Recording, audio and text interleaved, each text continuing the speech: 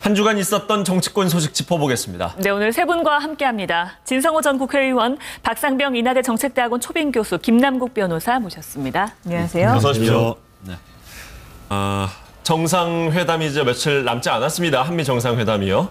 이를 앞두고서 문재인 대통령이 로이터 통신과 한 인터뷰, 특히 사드 배치와 관련해서 한 인터뷰가 논란이 되고 있는데요. 사드 배치 협의 당시에는 금년 하반기까지 사드를 한 기를 배치를 하고 나머지 5기에 대해서는 내년에 배치하기로 했었다라는 게 요즘 정치권에서 아주 뜨거운 이슈로 부상하고 있습니다. 네. 진 의원님, 기존에는 뭐 어느 정도로 알려져 있었다가 지금 이런 발언이 나왔길래 논란이 되고 있는 건가요? 그러니까 작년에 이제 미군이 이야기한 것은 구체적으로 언제까지라는 말은 안 했지만 뭐 10개월 정도면 다 배치될 것이라고 했기 때문에 연내에는, 그러니까 올해 연내에는 다 배치되는 걸로 다 알고 있었습니다. 그런데 이제 이게 논란이 된 게 2+4라고 해서 지난번에 문재인 대통령이 진노한 적이 있습니다. 보고를 제대로 하지 않았다고. 그때 그 의문이 좀 풀렸습니다. 2+4가 아니라 이제 1+5입니다. 뭐냐면, 자, 원래 이제 기지를 만들 때는 발사대 6개가 다 들어갈 수가 있었는데 골프장으로 바꾸면서 부지가 나뉘게 됩니다. 그렇다면 1차적으로 한 기만 먼저 배치하고 나머지는 그 다음에 한다는 건데 이거는 근데 문제는 뭐냐면 한미 간에 기밀로 아마 하기로 했던 것 같습니다. 근데 대통령이 제가 볼 때는 미국 기자한테 좀 말려든 게 아닌가 싶은데 계속해서 자, 문재인 대통령은 사드 배치 연기하는 거 아니냐, 사드 배치에 대해서 회의적인 거 아니냐고 질문을 계속하니까 대통령 입장에서는 그렇지 않다. 대한민국은 약속 지킨다는 걸 갖다 설명하다가 이게 나왔다는 겁니다. 그렇다면 본질적으로는 문재인 대통령은 지금 트럼프를 만나기 전에 양국 간의 신뢰를 갖다 구축하는 과정으로 한 말인데 어쨌든 군사 관련해서 어떤 정보가 이제 공개된 거기 때문에 미국 방구가 지금 좀 반발하고 있는 것 같습니다. 그렇지만 저는 이런 것들은 뭐 큰 문제 없이 그냥 신뢰로 만들 수 있는데 다만 이제 야당이라든지 언론에서는 비판할 소지가 하나 생긴 거라고 봅니다. 진 의원님, 방금 1+5 또 2+4를 언급해 주셨는데 이게 원래는 2+4였었던 건가요? 아니면 그런 것조차도 정해지지 아니요. 골프장으로 기지가 이전되면서 이게 처음에 6개를 다 할 수가 없기 때문에 그래서 1+5로 간 겁니다. 근데 이게 이제 지금 이번에 공개됐지만 그 전에 이제 그 문재인 대통령이 국방부를 질책할 때 왜 4개가 비밀리에 반입된 걸 보고하지 않았냐고 한 것이 제가 볼 때는 이거 같습니다. 그러니까 의문이 풀리는데 문제는 이제 군사 전문가들이 이런 이야기를 하는 겁니다. 발사대 한 개를 설치하는 거는 크게 의미가 없다. 상징적인 것밖에 없다. 그렇기 때문에 왜 실효성이 없는 한 대를 갖다가 공개를 해서 중국도 그렇고 미국도 그렇고 비판을 받느냐는 건데요. 어쨌든 외교 문제는 저는 그렇게 생각합니다. 가능하면 공개는 적게 하는 게 좋다. 그런데 이제 지금 문재인 대통령은 아무래도 문재인 특보의 발언 등으로 해서 트럼프 정부와 어쨌든 신뢰를 갖다가 맞추려고 노력하는 과정에서 나온 발언이기 때문에 저는 미국 이 로이터 기자가 좀 지나치게 직구전 질문으로 이 답변을 끌어낸 게 아닌가 싶은데요. 저는 뭐 이거는 원비어나 이런 거에 비하면 크게 저는 중요할 것 같다고 보지는 않습니다. 그런데 또 여기서 문제는 그동안 우리가 알고 있던 내용과는 조금 시기나 규모 면에서 좀 다르다. 이 부분이 좀 논란이 되는 것 같습니다. 좀 심하게 표현하면은 박근혜 정부가 국민을 속인 거죠. 자, 처음에 사드 포대 한 개가 들어오기로 합의를 한 겁니까? 한 기? 2기? 한 기 포대? 몰라요, 우리는. 그냥 갑론을박났습니다. 쉬쉬해버린 거예요. 우리는 저는 2개가 들어온 줄 알았어요. 그러니까 1개나 2개, 2개 정도. 그러니까 2개 정도 되면은 부지가 그만큼 만약에 사드 포대가 아니라 발사대가 1개, 2개하고 6개가 엄청난 차이 납니다. 지역적으로. 이거는 환경 영향 평가를 안 받을 수가 없는 것이고 6기가 들어온다는 얘기는 이건 어마어마한 부지가 필요한 거예요. 상식적으로 그렇지 않습니까? 그런데 당초에는 6대 아무도 말 안 했습니다. 그러니까 그 당시 우리 사드를 얘기할 때 한 개 포대는 6개의 발사대로 구성되어 있다. 한국에는 2개가 들어온다. 정도 얘기를 했던 거예요. 근데 지금 보니까 그게 아니라 한 개 포대였다고요? 이제 이렇게 국민들한테 거짓말을 한 겁니다. 자, 아무튼 문재인 대통령이 왜 그럼 이 시점에서 이 얘기를 했느냐? 3가지 포석이 있어요. 하나는 미국에 대해서 걱정하지 마시라. 우리는 사드 자체를 연기 포기하는 것이 아니라 한국에서의 절차적인 문제를 지금 짚고 있는 것이다. 보시라. 지금 이런 문제가 있다. 연기할 의도가 없다. 그래서 그 얘기 하나죠. 중국에 대해서는 우리는 이 문제를 가지고 절차적인 정당성을 확보할 것이다.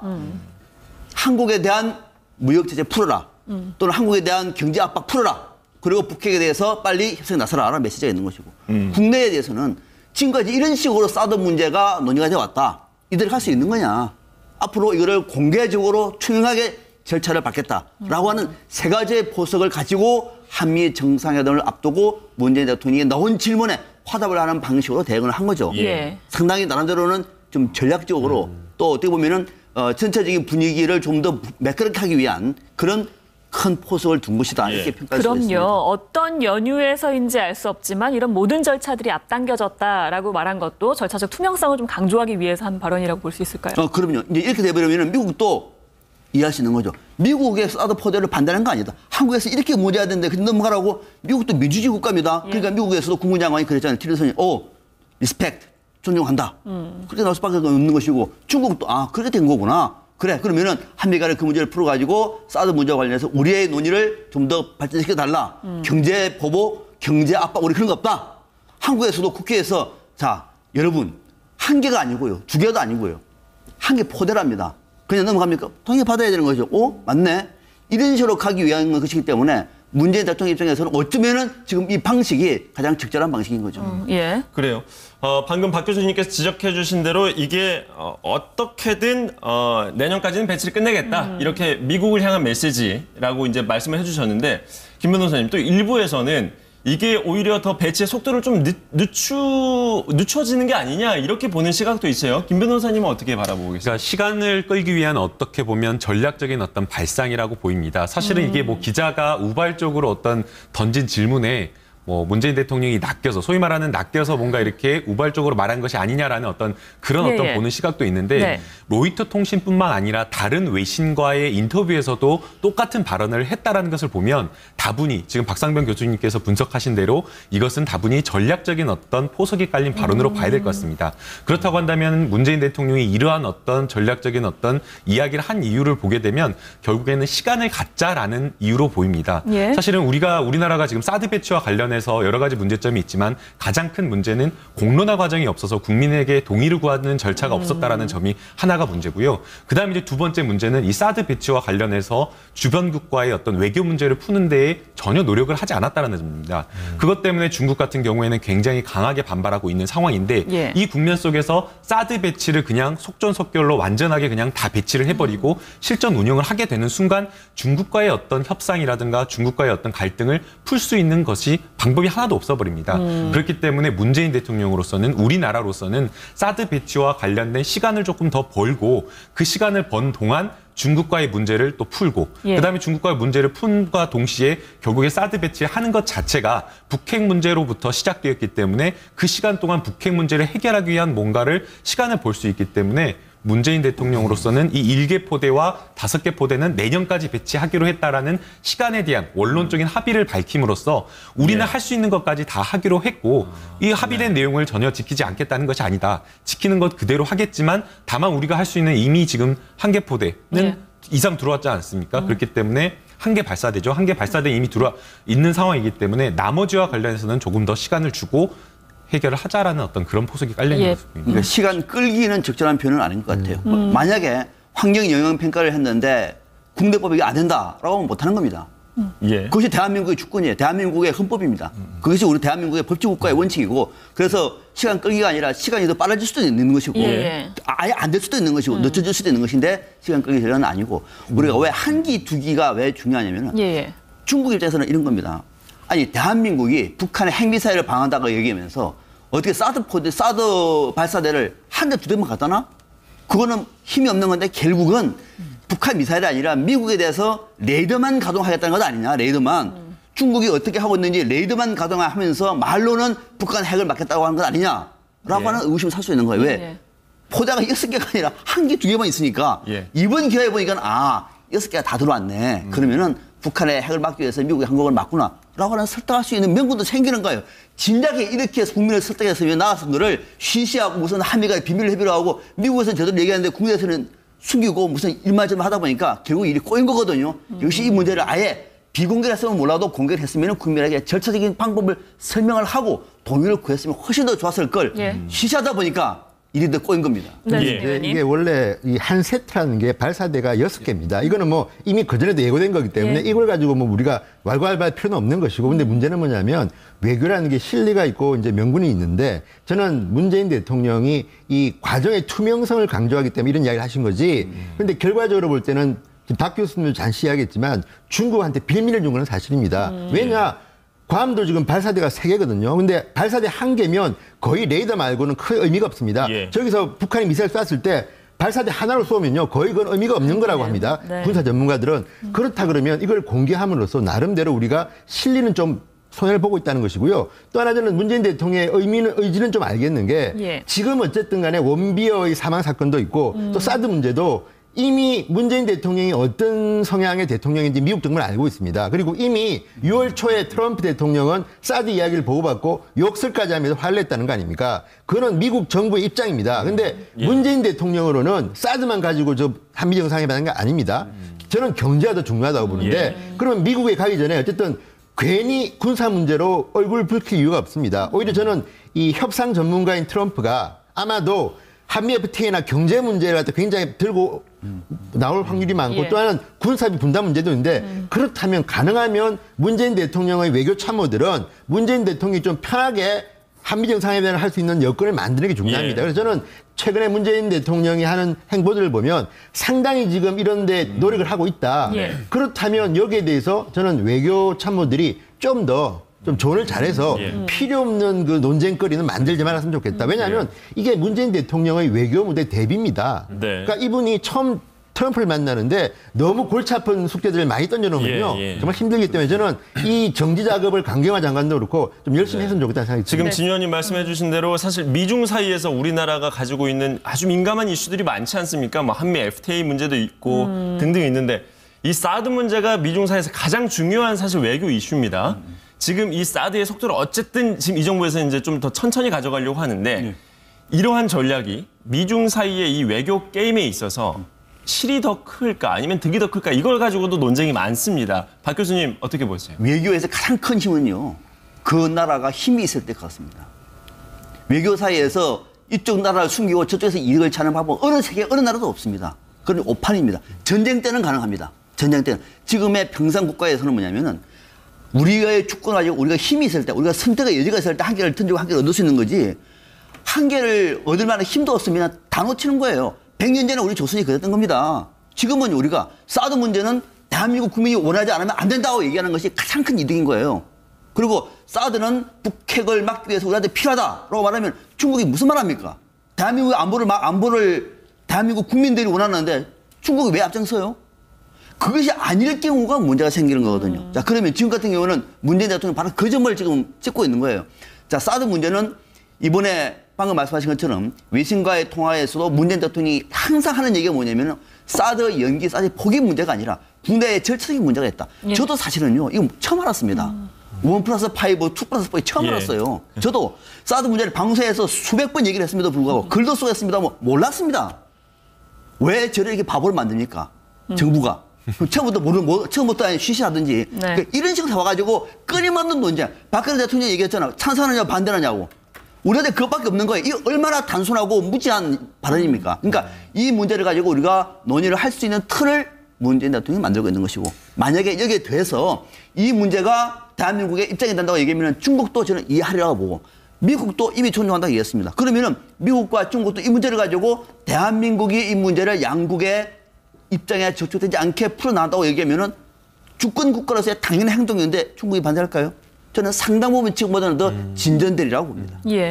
방금 앵커께서 사실은 이제 이 시간 벌기, 사드 배치와 관련해서 시간을 버는 게 과연 득이냐 실이냐 이런 이야기를 하셨는데 저는 득이 좀 더 많다라고 생각이 됩니다. 문재인 정부에서 이 사드와 관련된 문제를 어떻게 해결할까라는 큰 그림을 생각을 해보면 중국 같은 경우에는 사드 배치를 어떠한 이유로든 반대한다라고 이야기를 하고 있는 겁니다. 발사대가 1기가 들어오건 6기가 들어오건 그것이 상관없이 레이더가 배치되는 것 자체가 부담이기 때문에 중국으로서는 국가 안보에 본인의 어떤 그 중국의 어떤 국가 안보를 해치는 사드 배치는 무조건 반대한다라고 이야기를 하고 있는 입장이고 미국 같은 경우에는 조금 다르게 이 미국의 어떤 사드 배치 이유나 이런 것들을 보게 되면 북핵 문제 해결을 위해서 북핵 문제 위기를 위해서 사드를 배치하겠다라고 지금 이야기를 하고 있는 상황입니다.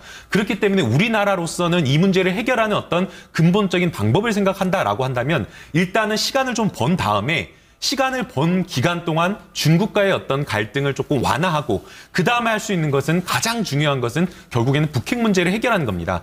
2018년도까지 발사대를 6개를 배치한다라고 했기 때문에 그 시간을 버는 동안 북한과의 관계가 굉장히 전향적으로 바뀌어서 예. 북한의 핵이 동결되고 북한이 ICM 지금 대륙간 탄도미사일을 개발하고 있는 것을 예. 중단한다라고 한다면 미국에서 이야기를 하고 있는 사드 배치의 이유가 사라지는 겁니다. 그렇다고 한다면 우리나라로서는 북한 문제라든가 북핵의 핵 위기가 사라졌기 때문에 사드 배치의 필요성이 더 이상은 없다라는 이야기를 들어서 미국에 대해서 사드 배치 철회를 요구할 수 있는 정당한 명분이 생기기 때문에 여러 가지 어떤 그 외교적인 어떤 상상력이라든가 근본적인 어떤 문제를 해결하는 방법을 생각한다라고 한다면 시간을 벌 수 있는 것 자체가 여러 가지 어떤 사드 배치와 관련된 대안을 마련할 수 있기 때문에 득이 더 훨씬 더 크다라고 봐야 될 것 같습니다. 저도 일부 네. 공감하면서 이런 예. 말씀 드리고 싶은데 지금 한국 언론에서는 사드가 굉장히 뜨거운 이슈입니다. 그런데 제가 볼 때는 정작 미국이나 국제적으로는 한국의 사드 문제는 중국과 미국에 끼어 있는 우리의 샌드위치 신세일 뿐이지 큰 의미는 없습니다. 더 중요한 것은 최근에 이제 외신들 반응을 보면 CNN 같은 경우는 이제 노골적으로 김정은을 때립니다. 어떻게 때리냐면 원비어 때문에 지금 미국은 사실 원비어 사건에 비하면 이 사드 이거는 사실 관심도 별로 없습니다. 미국 국민들은 원비어를 계기로 일단 북한 정권에 대한 분노가 끌어오르는데 예를 들자면 최근에 보도를 보면 자 1년에 7천억이 넘는 돈이 김정은의 호화 사치 생활에 쓰고 있다. 그래서 이 돈줄을 잘라야만이 북한을 제압한다. 이런 보도가 나오고 심지어 영국의 데일리 메일이라는 신문은 네. 그 명세서까지 냈습니다. 여기 보면 36억이 그 기쁨조의 소고값이다. 예를 들어서 어떻게 취했는지 참 궁금하기도 하지만 그런 식으로 해서 지금 김정은 정부를 압박하고 있습니다. 문재인 대통령도 마찬가지입니다. 저는 깜짝 놀란 게 군 참모들이 반대하는데도 불구하고 우리 개량형 탄도미사일 현무2 시험 발사를 직접 봤다는 거 아닙니까? 왜 봤겠습니까? 그러니까 나는 지금 사드 문제에 대해서는 투명성을 갖다가 강조하지만 반대로 북한에 대해서는 우리는 언제든지 비판한다. 그리고 원비어가 죽었을 때도 조전을 치고 그다음에 북한 인권 문제에 대해서 굉장히 세게 비판했습니다. 그러더니 북한의 조평통이 문재인이라는 이름을 쓰지 않았지만 한국의 대통령을 또 비판합니다. 저는 뭐냐면 이런 분위기를 통해서 문재인 대통령은 나는 미국이 생각하는 그런 사람은 아니고 이 문제는 확고하다. 다만 사드 같은 이런 것들은 좀 더 투명하고 공개적으로 하고 싶다. 이런 메시지를 던진 거기 때문에 저는 지금까지는 잘 가고 있습니다. 문제는 뭐냐면 이런 전반적인 북한 인권에 대한 문제라든지 북한 핵 또는 미사일에 대해서 비판하는데 같이 가야지 만약에 지금 문재인 특보처럼 한마디를 잘못하게 될 경우는요. 문재인 대통령이 해야 될 말을 그 특보가 나는 월급 한 푼 안 받는 학자라면서 말함으로써 오히려 입지를 좁힐 수가 있다. 물론 저는 문재인 특보의 그 선의는 전 이해하지만 외교라는 것이 꼭 그렇게 흘러가지는 않습니다. 그리고 미국 언론들은요. 이번에 로이터도 보지만 뭐 우리 다 기자시니까 아시겠지만 제목 하나 뽑기 위해서 굉장히 직구적 질문들을 계속합니다. 거기에 말려 들어가는 순간 문재인 대통령은 선의로 많은 말씀을 하셨는데 제목은 한국 정부 사드의 부정적 이렇게 나옵니다. 그게 미국 언론의 현실이기 때문에 저는 그 다른 것도 중요하지만 대통령이 미국을 갔을 때 홍보 라인이 잘 움직여야 됩니다. 그래야지 트럼프라는 지도자가 워낙 예측 불가 아닙니까? 그래서 저는 우리 한국의 홍보팀들도 같이 가서 미국 언론을 갖다가 좀 나름대로 잘 뭐 설득해야 된다. 이것도 가장 중요할 거로 네, 봅니다. 일단 지금 얘기하신 것과 관련해서 전략적인 의도가 있느냐 없느냐 이 부분에 대해서 조금 엇갈리는 것 같은데요. 한미 정상회담이 과연 어떻게 흘러갈 것인가 야당에서는 이 부분을 두고 비판을 했습니다. 이야기를 먼저 들어보시겠습니다.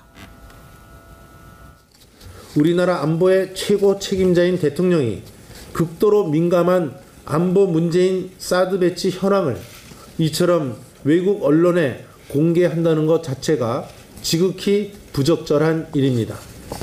더구나 문 대통령은 나도 모르는 어떤 이유로라고 하면서 마치 한미 간에 어떤 불법적 모의를 해온 것 같은 뉘앙스마저 풍기고 있습니다.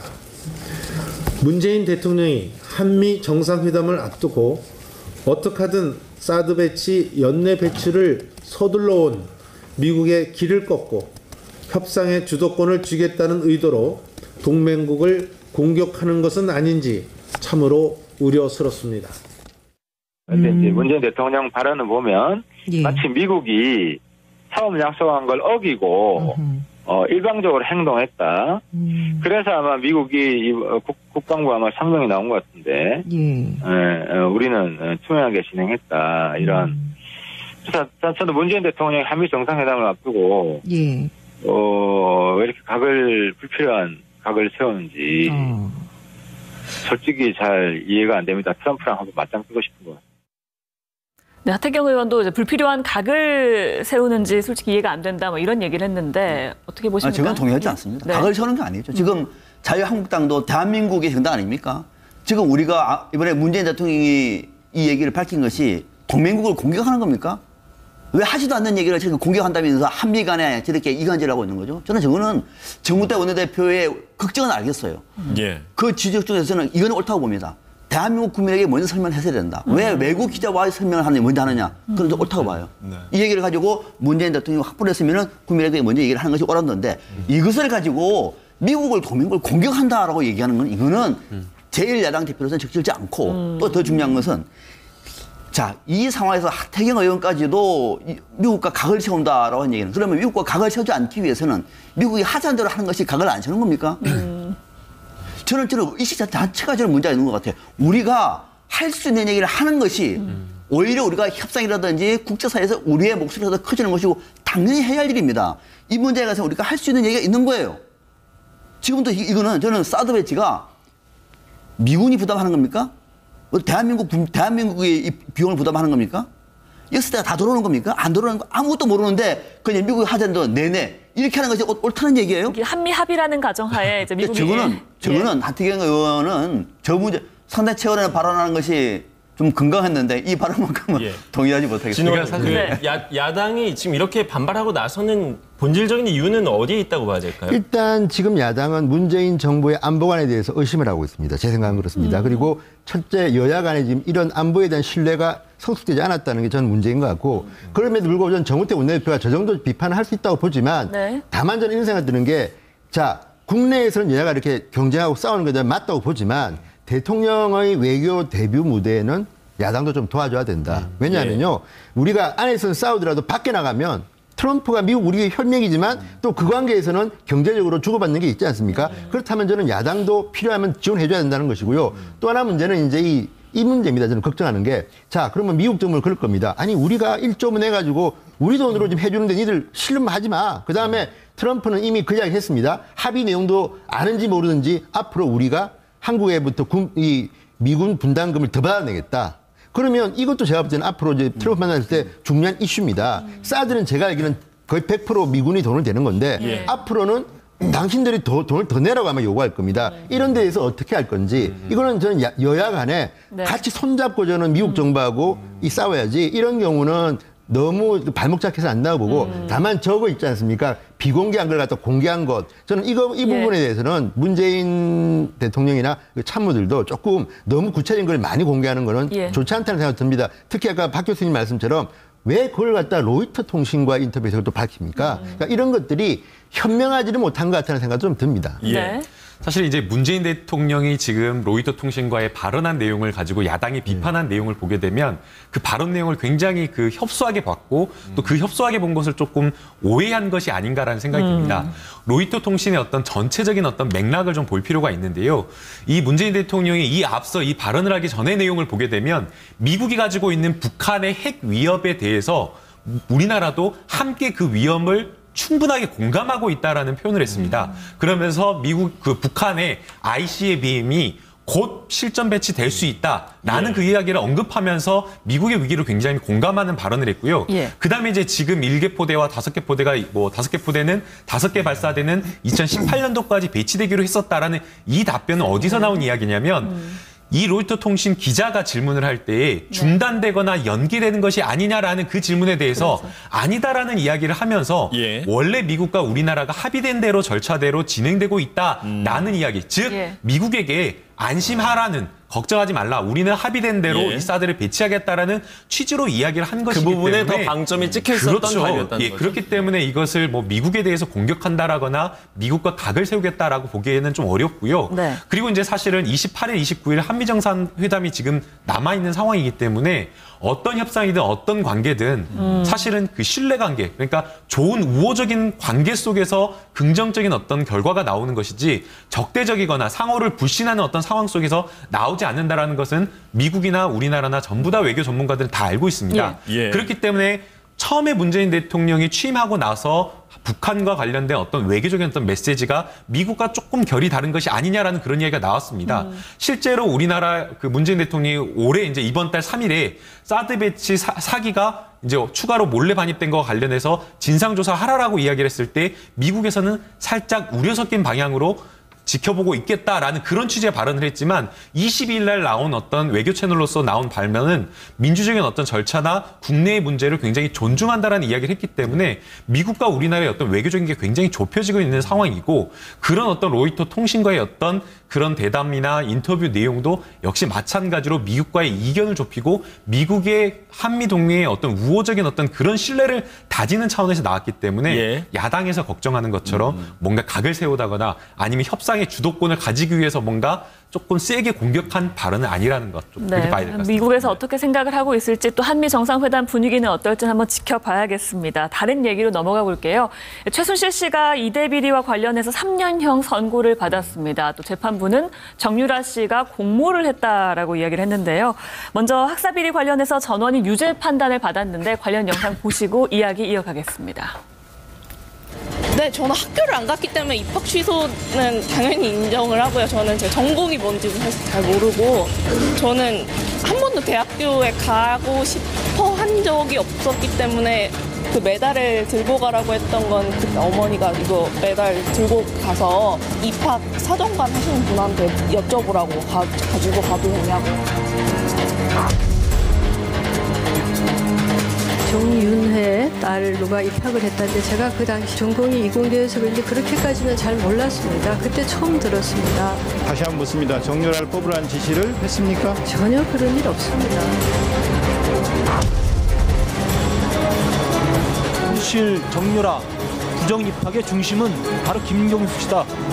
저는 이렇게 확신합니다. 아닙니다. 의원님, 그거는 절대 그렇지 않습니다.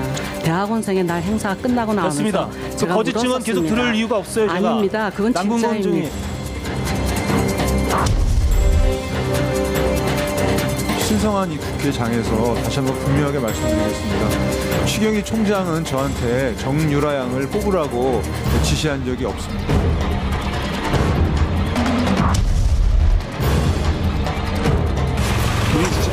언제 만드신 거예요, 답안지는? 답안지 보면 겁니까?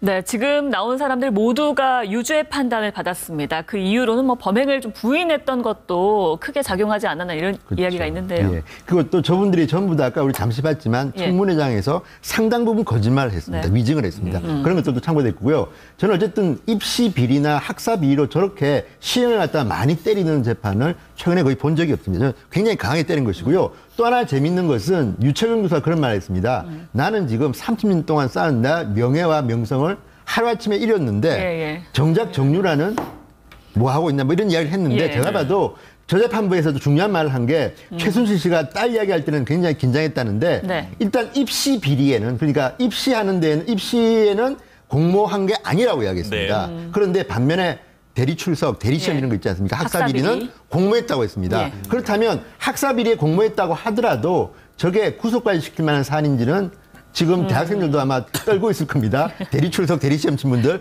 근데 그렇기 때문에 그렇죠. 지금 타임라인을 보면 저 정도 가지고 구속까지 시킬 수 있다는 이야기가 많이 나옵니다. 그럼에도 불구하고 저는 검찰이 추가 수사를 한다면 아마도 뇌물, 제3자 뇌물죄나 이렇게 들어갈 것 같은데 최근에는 검찰이 오히려 정유라 수사를 갖다가 제대로 하지 않고 있다는 비판까지 나오는 것들을 보면 국민의 정서는 어쨌든 그런 것 같습니다. 저렇게 많은 교수들이 구속됐는데 정작 몸통이라고 할 수 있는 정유라 씨는 너무 자유롭게 말하고 다니고 너무 거짓말도 많이 하고 이런 것들이 드러나는 걸 보면요. 국민들 마음은 상당히 아픈 것 같습니다. 그래요. 김 변호사님, 지금 판결문 지금까지 일단 판결상으로는 학사비리 부분만 지금 공모라는 표현이 지금 적시가 돼 있습니다.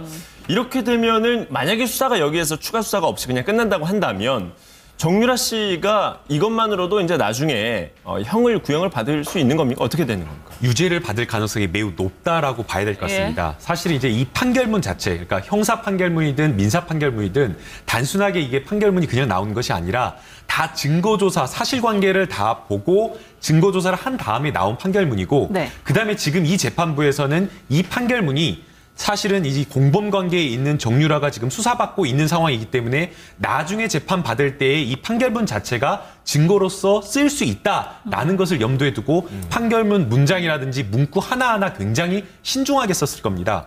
그런데도 불구하고 이 공모하여라고라는 단어를 네네. 썼다라고 하는 것은 지금 드러난 이 재판에서 드러난 그 증거나 이런 것만을 보더라도 이 정유라 씨의 공범 관계를 인정할 수 있다라고 지금 판단을 한 겁니다. 네. 아마도 재판부가 이렇게 판단한 이유는 뭐 이대 학사 입학 비리와 관련해서는 정유라가 뭐 적극적으로 교수를 만나고 다니면서 뭔가 이렇게 주도하지는 않았지만 네. 적어도 학사 비리와 관련해서 점수를 따거나 출결과 관련된 부분에 있어서는 본인이 직접 정유라 씨가 직접 이메일을 교수에게 보내서 네. 인정을 해달라라는 그런 사실들이 인정이 됐기 때문에 이 부분과 관련해서는 학사 비리와 관련돼서는 공모 관계를 인정할 수 있다라고 지금 판단을 한 것이기 때문에 뭐 정유라 씨의 재판이 들어가서 정유라 씨의 어떤 변론 내용이나 이런 것들을 확인하는 것도 중요하겠지만 적어도 지금 이 판결문의 내용에 따르면 가담이 어느 정도 됐다라는 것은 인정이 된다고 봐야 될 것 같습니다. 네, 그러니까 인식도 하고 있었고 이에 가담까지 했다라고 재판부가 밝혔는데 이러니까 정유라 씨의 구속영장, 뭐 세 번째 구속영장이 청구되는 거 아니냐라는 얘기가 나오니까 이경재 변호사가요. 을지문덕의 한시를 이용해서 이 부분에 대해서 약간 비판을 했습니다. 당신의 전공이 하늘을 찌를 듯하니 또 지족하고 편안하게 돌아가라는 시를 상기해보라. 무슨 뜻일까요? 네. 그만하시라. 라고 하는 뜻입니다. 그만하시라고. 저는요, 이 대목을 들으면서 좀 검찰한테 정말 좀 당부하고 싶어요. 정말 이렇게 하지 마십시오. 저는 학사비리는 이거 아마 교수들 구속한 것은 교수들이 거짓말을 했으니까 도주라든지 증거 은폐 또는 은닉 등등과 관련돼서 뭐 우려가 있었기 때문에 구속했다 치더라도 지금 정유라의 관건은요. 독일에 있는 그 많은 페이퍼 컴퍼니라든지 재산과 관련해서는 정유라가 모릅니까? 알고 있었다는 상당 부분 알고 있는 거죠. 상당 부분. 왜 여기에 대해서 추적을 못하고 있는 것이죠? 그다음에 또 말 세탁 할 때 그 본인 아닙니까? 당사자입니다. 말에 대해서만큼은 자신이 제일 잘 아는 사람이에요. 또 더더욱이 삼성으로부터 돈을 받을 때 사인한 사람이 누구죠? 본인이 사인했습니다. 엄마가 포스트잇을 막았다고요? 왜 이 부분만 나오면은 저는 다른 거는 학사비리 이런 건 두 번째 문제예요. 왜 이 대목에 대해서만큼 자꾸 수사를 하지 않고 나머지 문제를 가지고 세 번째를 하느니 마느니 이렇게 말하고 있는지가 정말 궁금해요. 정유라와 관련돼서도 역시 아직도 검찰에 이른바 우병우 사단이 남아서 그런 것인지 아니면 돈의 힘이 엄청 센 것인지 아니면 검찰이 동일 상황을 잘 모르는 것인지 궁금합니다. 좀 분발하시기 바랍니다. 그래요. 지금 이게 이제 최순실 씨와 관련된 첫 번째 재판 결과였었는데 많은 분들이 아유 뭐 징역 3년밖에 아니냐라고 생각을 하실 수도 있어요. 근데 여러 재판들이 또 남아있지 않습니까? 김 변호사님, 저희가 시간이 많지 않으니까 한 30초 정도로 짧게 좀 마무리해 주세요. 이게 지금 다 합산을, 형량을 나머지 재판들도 다 합산을 하게 되는 건가요? 다 합산, 지금 이제 이 재판 같은 경우에는 이대와 관련된 업무방해와 관련된 내용만 지금 재판을 받은 것이고요. 3년형을 받았지만 사실상 그 아까 진성호 의원님께서 말씀하신 대로 업무방해와 관련해서 본인이 반성하고 인정을 하고 용서를 구하면 대부분은 집행유예가 나옵니다. 그럼에도 불구하고 지금 2년형이 나왔고 최순실 씨 같은 경우에는 3년형이 나왔다라고 하는 것은 우리 사회가 가져야 될 공정성을 심각하게 훼손했다라는 점에 착안해서 굉장히 무겁게 처벌한 것으로 봐야 될 것 같습니다. 네, 알겠습니다. 앞으로의 재판도 한번 지켜봐야겠습니다. 오늘 말씀 여기까지 듣겠습니다. 고맙습니다.